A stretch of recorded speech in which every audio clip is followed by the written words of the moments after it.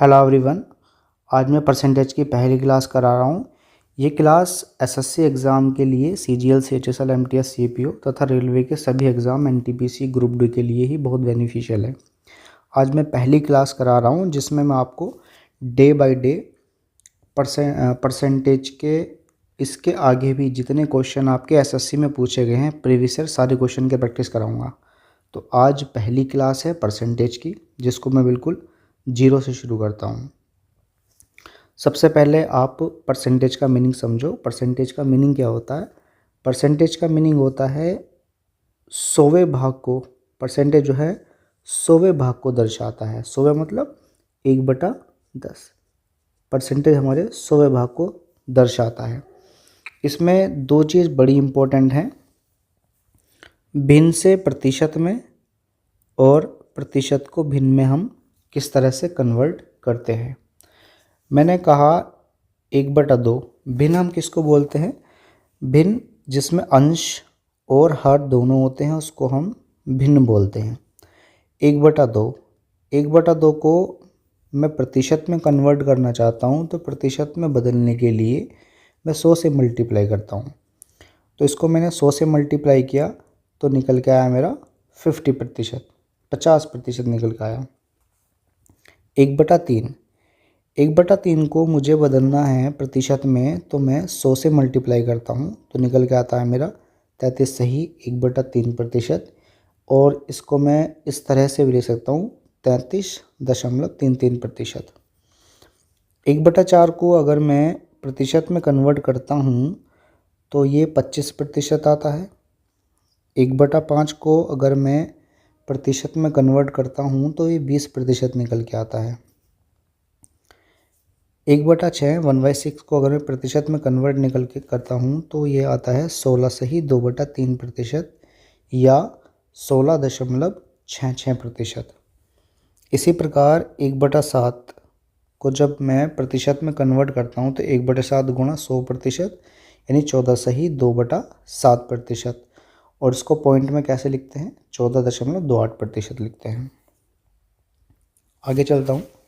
1/8, 1/8 को मैं कैसे लिखता हूँ? 1/8 गुणा 100%। इसको मैंने 12 सही 1/2% लिखा, आगे निकल के आएगा 12.2%।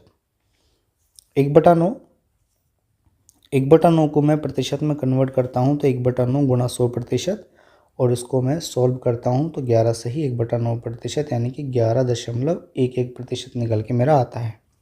उसी प्रकार से 1/10 निकाला, 1/11 निकाला और 1/12 निकाला। 1/2 से लेकर के 1/12 तक के तो बहुत ज़्यादा इम्पोर्टेंट हैं। इनको तो आपको हर हाल में ही करना है, किसी भी कीमत पे इनको नहीं छोड़ना है। आपने जो पढ़े हैं अभी प्रतिशत भिन्न को मैं प्रतिशत में कैसे कन्वर्ट करता हूँ, आपने ये पढ़ा है। अब मैं आपको बताता हूँ, अगर कोई प्रतिशत में दे रखा है तो आप उसको भिन्न में किस तरह से कन्वर्ट करोगे, आप उसको भिन्न में किस तरह से कन्वर्ट करोगे। मैंने कहा 30%, मैंने कहा 30%, तो 30% को मैं अगर भिन्न में कन्वर्ट करता हूँ तो 30 और परसेंट हटा के बटे में कितना 100, तो कितना निकल के आ गया मेरा 3/10 निकल के आ गया। उसी प्रकार से मैंने कहा 60% 60%, 60% को मैं भिन्न में कन्वर्ट करता हूँ तो निकल के आएगा मेरा 60/100 यानी कि मैंने इसको सॉल्व किया तो कितना निकल गया 20 दिया और 20 पंजे यानी कि 3/5। यहाँ से मैंने समझाया आपको, यहाँ से कि मैं भिन्न को प्रतिशत में कैसे बदलता हूँ और यहाँ मैंने समझाया आपको प्रतिशत को भिन्न में कैसे कन्वर्ट किया जाता है। 1/2 से लेकर के 1/12 तक के सभी भिन्न को हम परसेंट में कैसे कन्वर्ट करते हैं, आप इसको एक बार सॉल्व कर लेना, ये बहुत ही इम्पोर्टेंट है।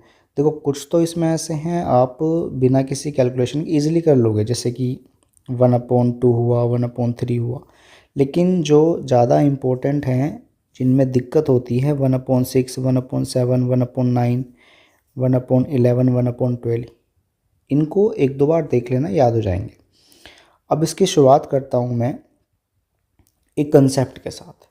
इसमें कंसेप्ट बनता है, मैं बता कहता हूँ आपसे कि ए का मान है मेरा 50 और बी का मान है 60। मैं बोलता हूँ आपसे कि बताओ बी ए का कितना प्रतिशत है। देखो, जिसके साथ भी का लगा होगा उसकी वैल्यू को मैं नीचे रखता हूँ। यहाँ लिखा है ए का कितना प्रतिशत, तो ए की वैल्यू को मैं नीचे रखूँगा। तो ए की वैल्यू कितनी नीचे आ गई, और मुझे क्या निकालना है, बी ए का कितना प्रतिशत है, तो यहाँ निकल के आ गया 60।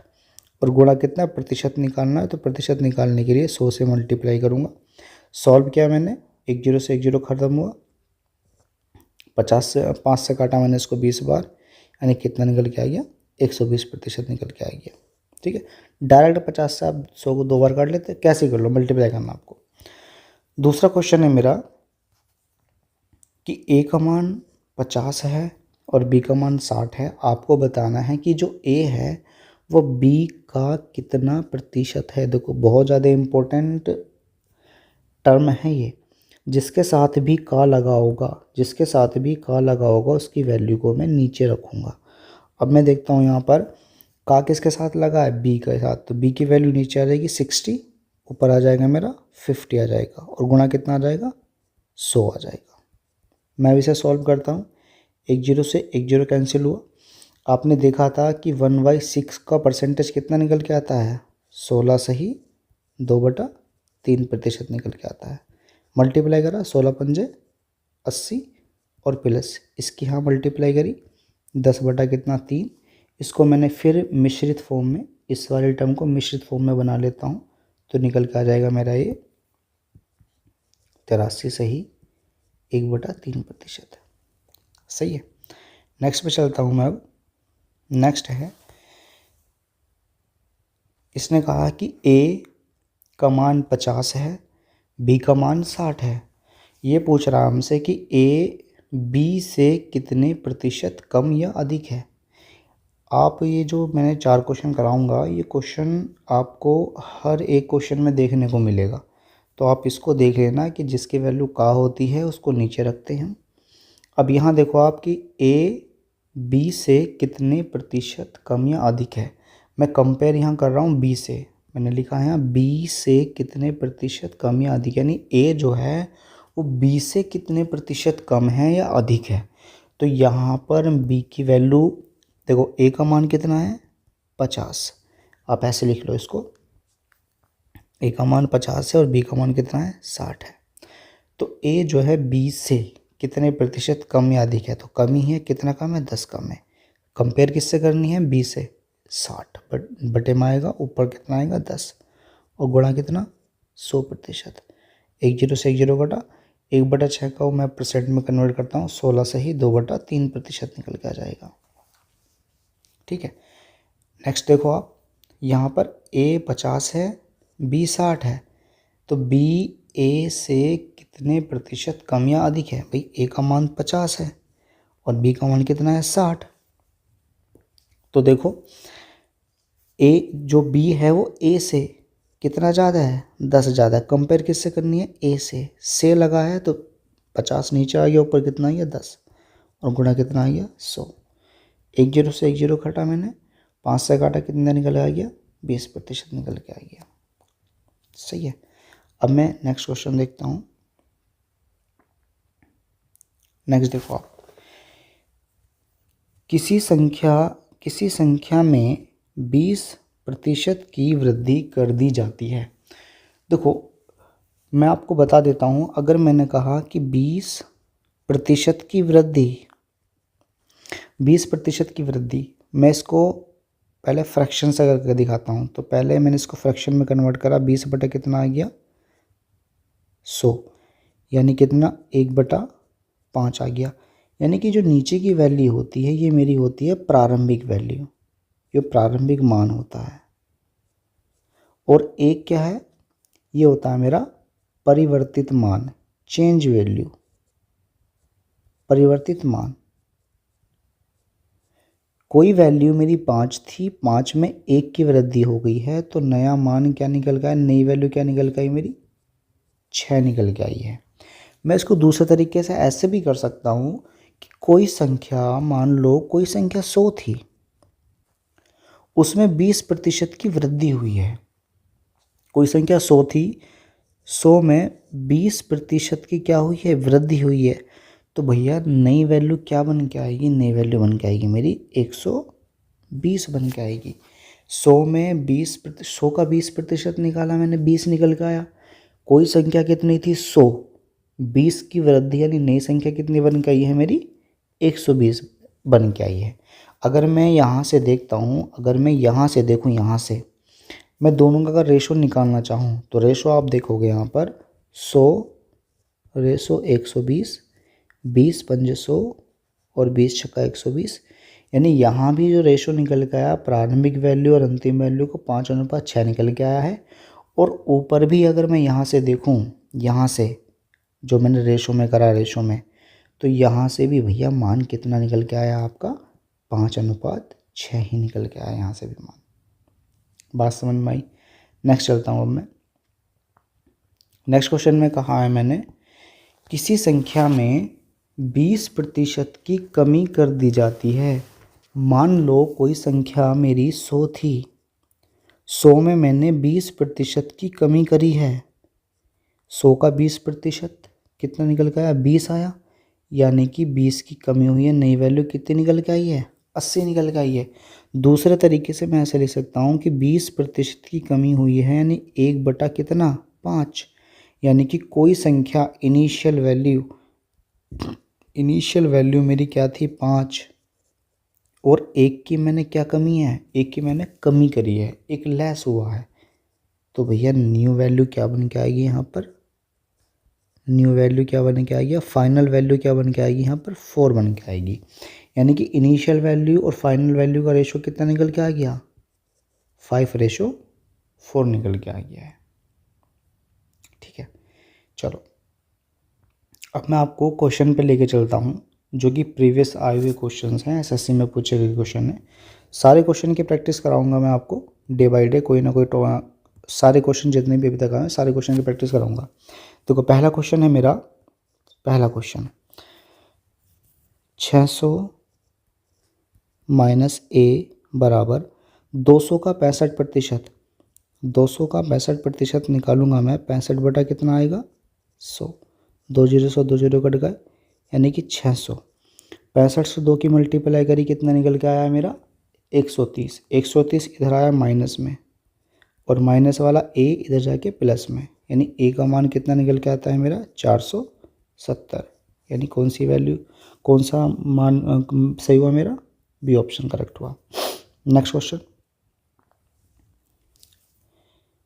0.5 20 का कितना प्रतिशत। मैंने आपको भी पहले बता के आ रखा हूँ कि जिसके साथ का लगा होता है उसकी वैल्यू नीचे आती है, और ऊपर क्या आ जाएगा मेरा, 0.5 गुणा कितना आ जाएगा, 100। ठीक है, 1 पॉइंट से 1 जीरो कैंसिल हुआ, 1 जीरो से 1 जीरो कैंसिल हुआ, यानी 2.5% आंसर आ गया मेरा, ऑप्शन नंबर कौन सा, बी ऑप्शन।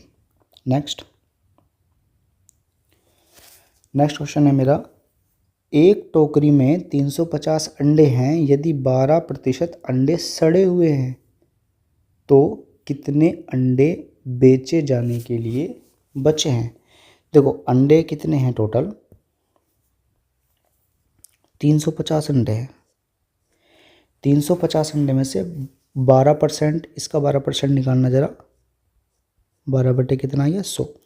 1 जीरो से 1 जीरो कट गया, 2 छंग 12, 2 पंजे 10, और 5 से काटा मैंने, 5 सत्ते 35, यानी 7 छंग 42, यानी कि 350 में से 42 अंडे सड़े हुए निकल गए। कितने अंडे बेचे जाने के लिए बचे हैं। तो भैया 350 में से अगर मैं 42 को घटा देता हूँ तो मेरा बचेगा 308, और यही वे अंडे हैं जो बेचे जाने योग्य हैं। नेक्स्ट देखते हैं, यदि ए बी का 95% है। देखो यहाँ पर ए दिया है, ए बी का 95%, यानी कि ए बी का 95%, यानी कि अगर बी 100 है तो ए कितना निकल के आएगा, 95% निकल के आएगा। तो ये पूछना चाहता है तो ए का कितना प्रतिशत बी है, जिसके साथ का लगा होता है उसको हम नीचे रखते हैं, यानी ए का मान कहाँ पर आ जाएगा, ए का मान आ जाएगा नीचे। तो नीचे आ जाएगा मेरा ए का मान 95 और ऊपर आ जाएगा मेरा 100, और मुझे प्रतिशत निकालना है तो 100 से मल्टीप्लाई। मैं इसको सॉल्व करता हूँ। 5 से काटा मैंने 19 बार और 5 से काटा मैंने इसको 20 बार, यानी कि 20 मेरा ये आ गया। 19 से मैं यहाँ पर 19 से मैं 100 को डिवाइड करता हूँ तो कितना निकल के आएगा मेरा, 5 बार। 19 पंजे 95, 5 से ही 5/19%। आपको पता है कि 20 के अंदर मल्टीप्लाई होती है, यहाँ भी होती है और यहाँ भी होती है, तो निकल के आ जाएगा मेरा 100 प्लस 100/19। मैं यहाँ पर फिर 19 से यहाँ पर जो है 19 से 100 को फिर डिवाइड करता हूँ तो फिर 5 बार जाएगा, तो निकल के आ जाएगा मेरा 105। यहाँ लिख देता हूँ मैं इसको, ये निकल के आएगा मेरा 105 सही 5/19%, यानी ऑप्शन मेरा कौन सा करेक्ट हो जाएगा, बी हो जाएगा। नेक्स्ट देखते हैं।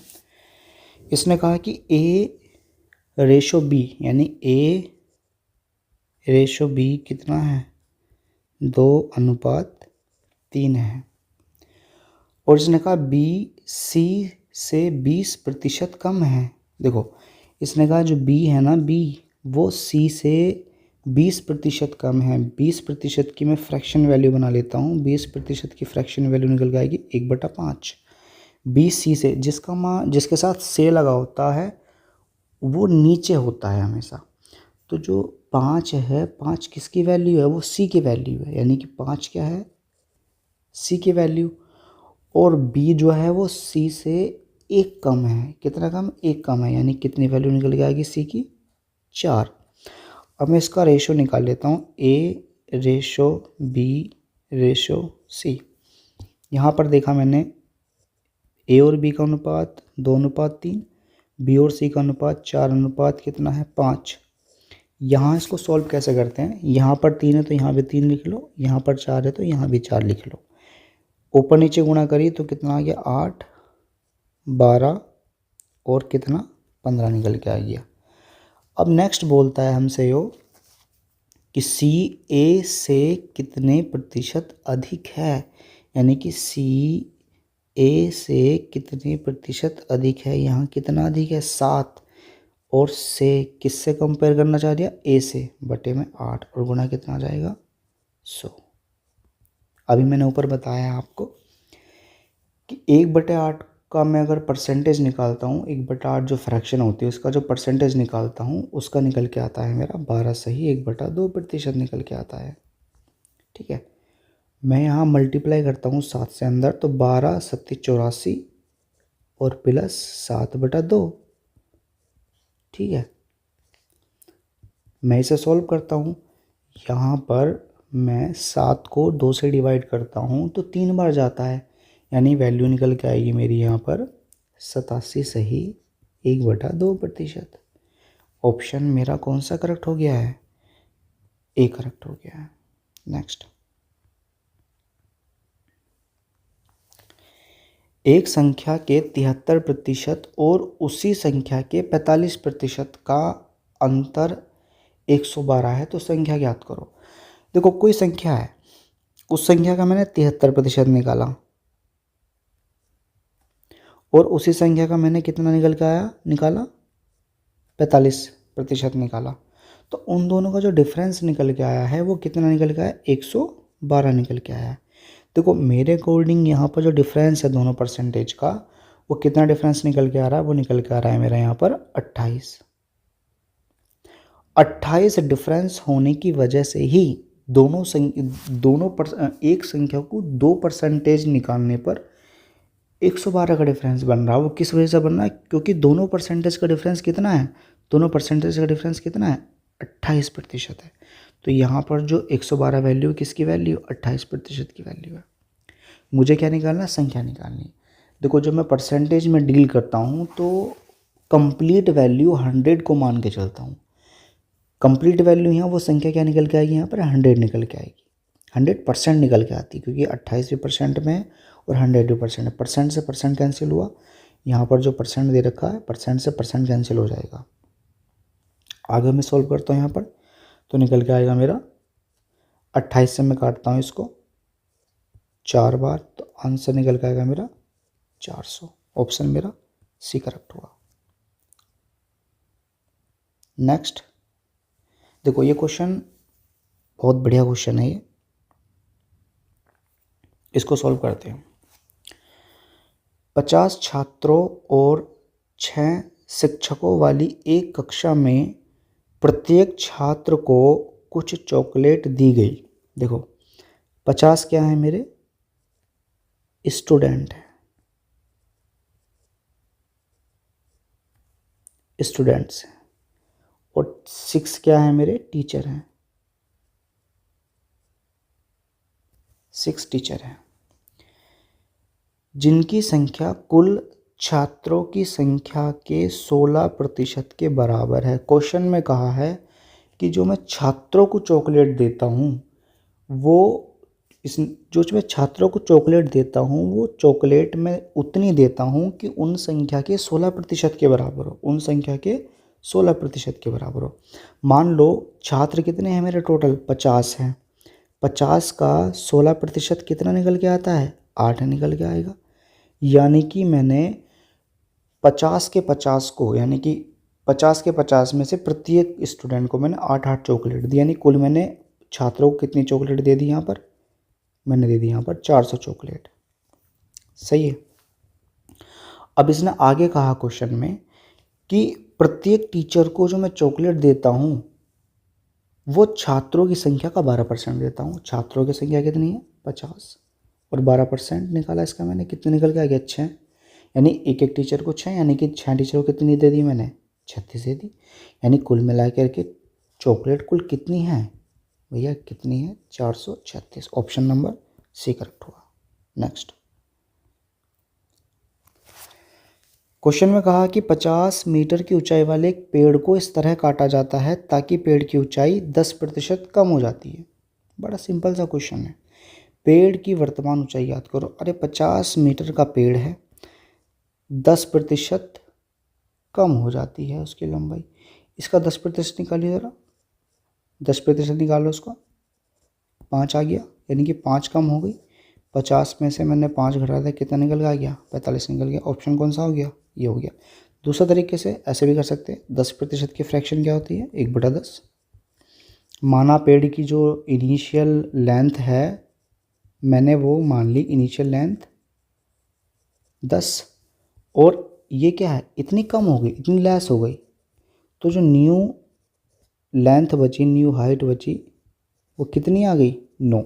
क्वेश्चन में कहा कि 50 मीटर का पेड़ था, मेरे अकॉर्डिंग कितना है 10 मीटर का पेड़, 50 10 की वैल्यू, और किसका मान निकालना इस समय कितनी है। जब मैंने काट दिया उसको 10% काट दिया उसको कि अब लेंथ कितनी है, तो भैया अब तो 9 बची, 9 की वैल्यू निकाल दो, तो कितना निकल के आ गया 45 आ गया।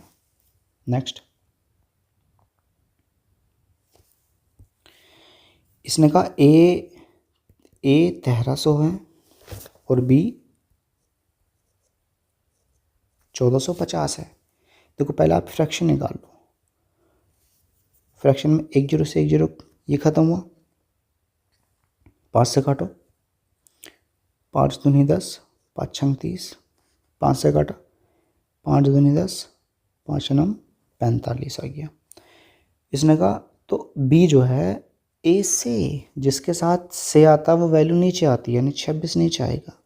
ए से कितने प्रतिशत अधिक है भैया, 3 अधिक है, बटे कितना आ गया 100 निकल के आ गया।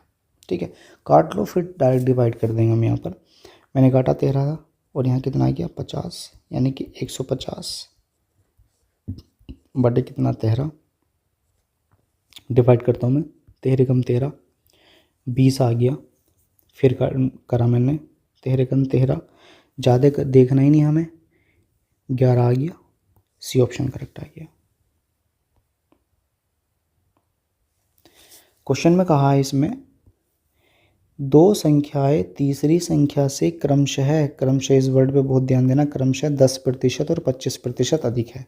देखो ए बी सी तीन संख्या है, तो कंपेयर जो करी है इसने, जो पहली दो संख्याओं को कंपेयर करा है वो तीसरी संख्या से कंपेयर करा।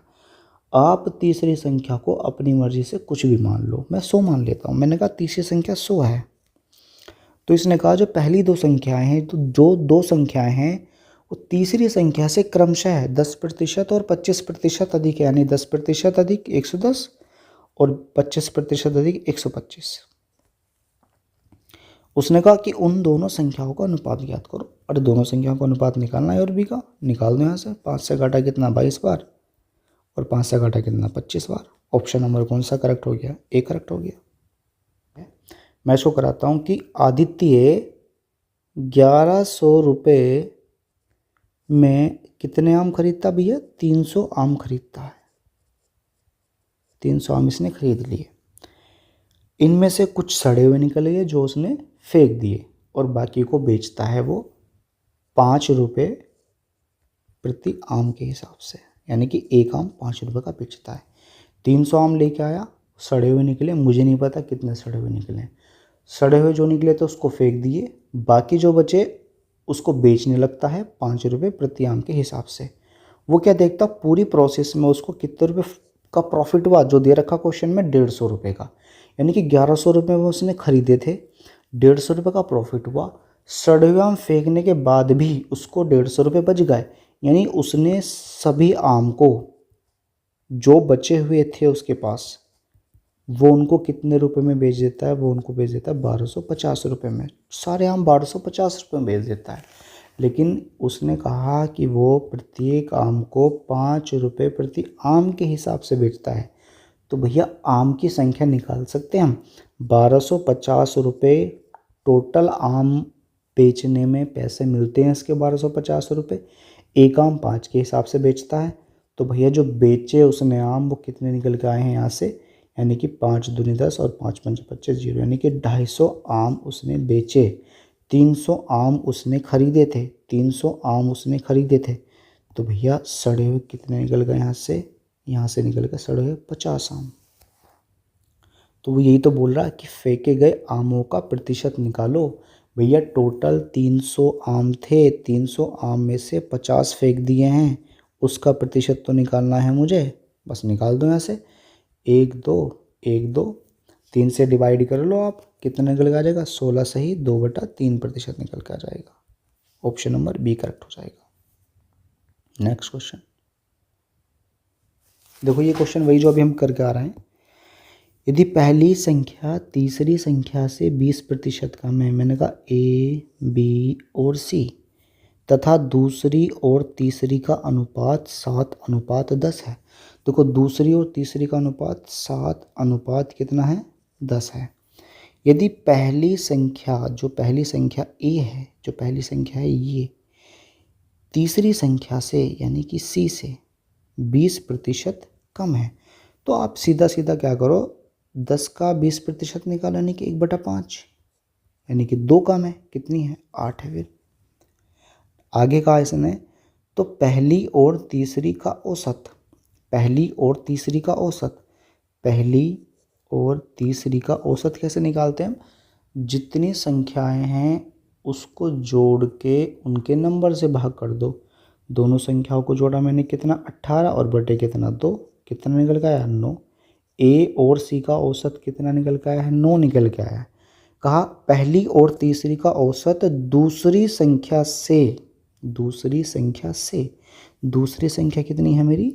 7 है, से कितने प्रतिशत अधिक है? जिसके साथ से लगता वैल्यू नीचे आती है, यानी 7 नीचे आ जाएगा। और 9 कितना अधिक है? 2 अधिक है, बटे कितना? 100%।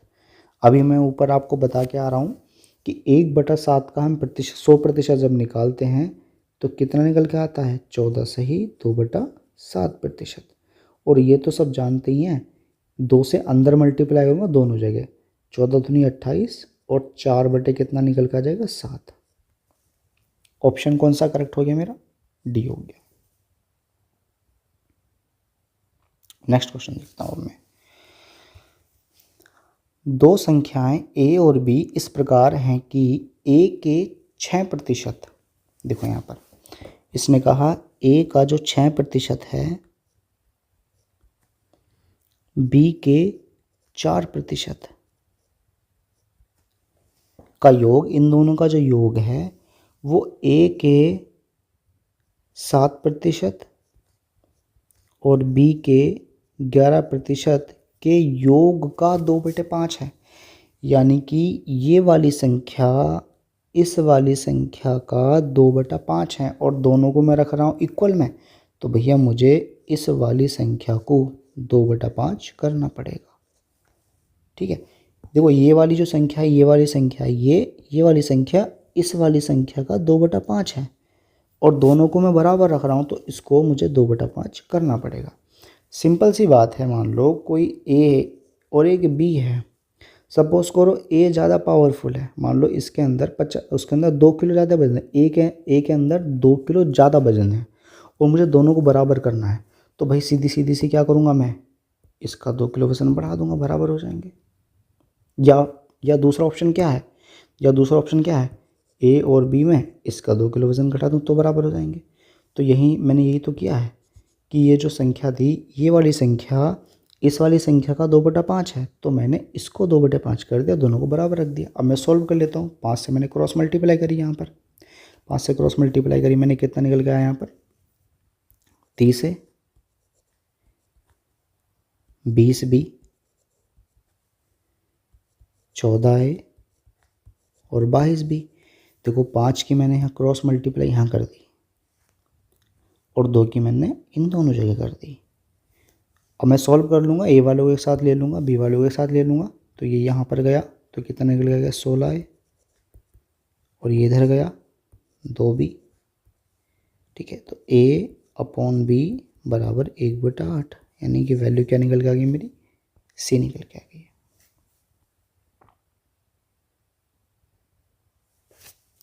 नेक्स्ट क्वेश्चन देखता हूँ मैं। एक स्कूल में छात्रों की संख्या में प्रत्येक एकांतर वर्ष में 20% की वृद्धि और कमी होती है। यह वर्ष 2015 में वृद्धि के साथ शुरू हुई और शुरुआत में छात्रों की संख्या 300 थी। वर्ष 2017 में स्कूलों में छात्रों की संख्या और छात्रों की संख्या में वृद्धि, देखो सुनो, सबसे पहले आपको इसके लिए एक सक्सेसिव कंसेप्ट समझना पड़ेगा। सक्सेसिव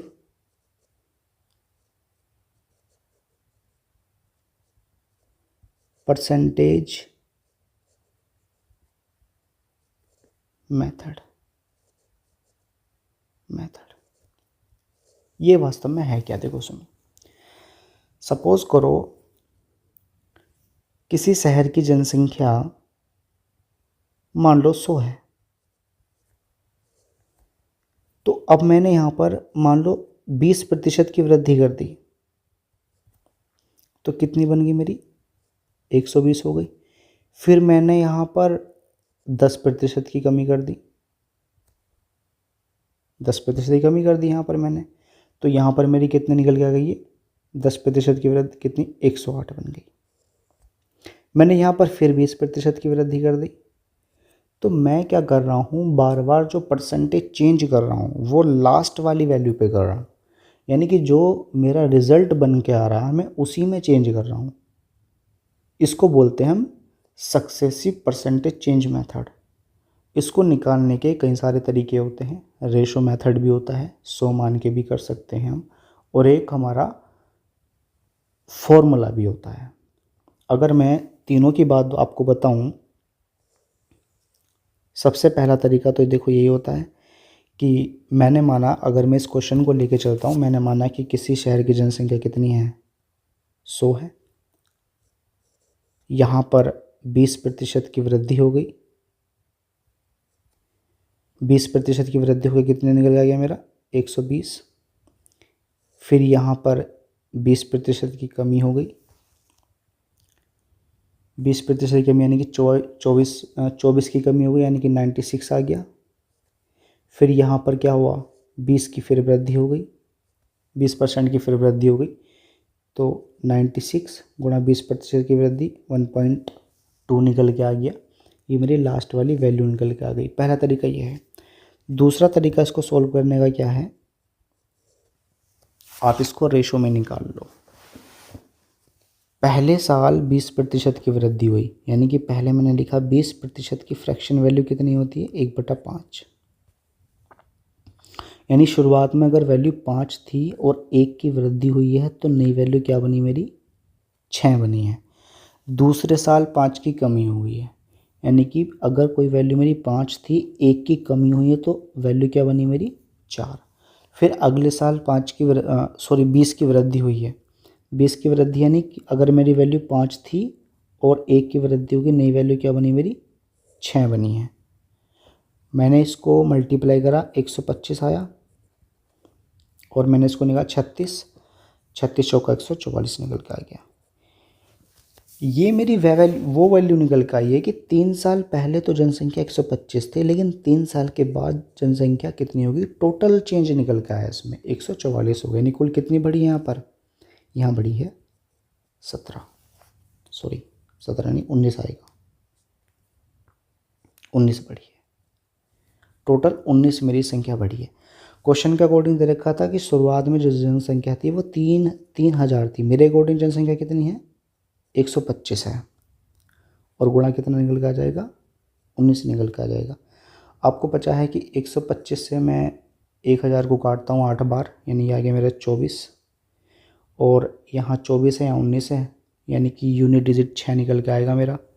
लेकिन 6 4 ऑप्शन में दे रखा है, तो भैया सीधा सीधा मुझे मल्टीप्लाई करके देखना पड़ेगा। तो ये निकल के आ जाएगा मेरा 1976 और 19 दूनी 38, यानी कि 456 निकल के आ जाएगा। यानी 456 की वृद्धि हुई है, मैंने वृद्धि निकाल ली, 19 का मान जो निकाला है वृद्धि निकाल ली है। तो वैल्यू मेरी कितनी थी, शुरू में जो जनसंख्या थी वो मेरी कितनी थी, वो थी मेरी 3000, और 456 की वृद्धि हुई है, तो फाइनल कितनी निकल के आ गई है मेरी, 3000 प्लस 456, यानी कि 3456 निकल के आ गई। यानी ऑप्शन कौन सा करेक्ट हुआ मेरा, ऑप्शन करेक्ट हुआ सी। तो आगे को निकालने की ज़रूरत ही नहीं है, क्योंकि 3456 केवल एक ही जगह है, तो ऑप्शन नंबर सी मेरा करेक्ट आंसर हो गया। सही है।